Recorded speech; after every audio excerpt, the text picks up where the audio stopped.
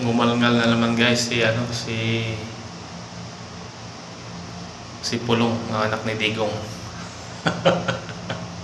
Kasi ang naupo bilang Majority House Speaker ay si Representative Faustino Buji D.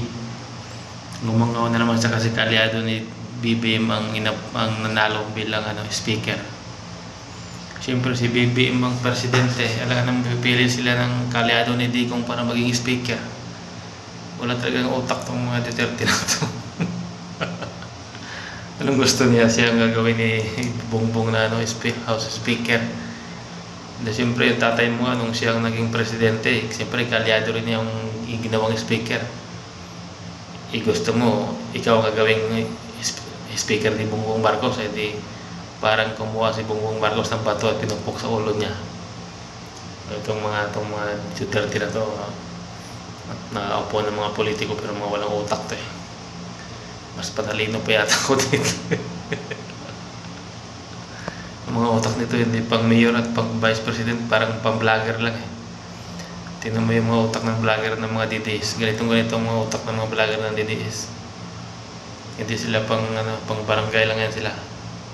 Hindi sila dapat maging president, hindi sila dapat maging congressman, hindi sila dapat maging senador. Dapat sa kanila barangay tagay. Ano bang pagkakaisip nito ni Pulong? Siyempre si BBM yung siyempre kalyado rin ng maupong House Speaker.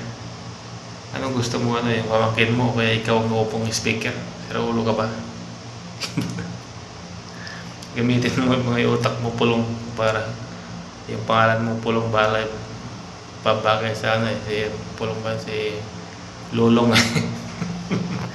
Dapat tayo Pulong, hindi Pulong pangalan ko, Lulong ka. Kasi yung dati nga, di ba yung tatay mong presidente, ikaw nabigyan ka ng 51 billion sa flood control. Siyempre anak ka niya eh.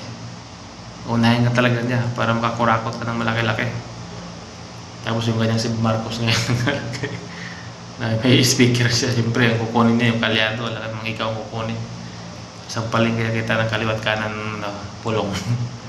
Paguntukin ko kaya ni Basti.